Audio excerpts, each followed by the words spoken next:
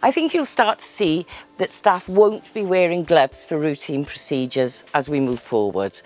It's no safer to have gloves on than using good hand washing techniques.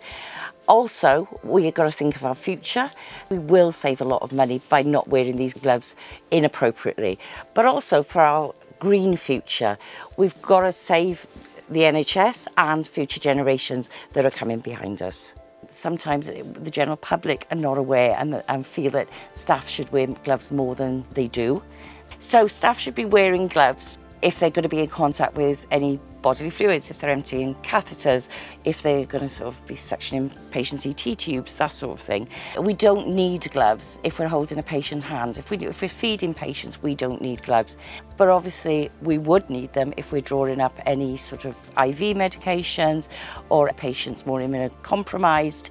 But generally, there's more opportunity not to wear gloves than there are to wear gloves.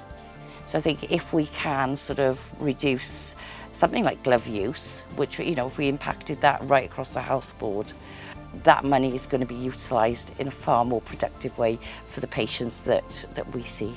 The less that we put in landfill, you know, the sort of greener that we can become, we secure a future for generations of the NHS and generations that come behind us.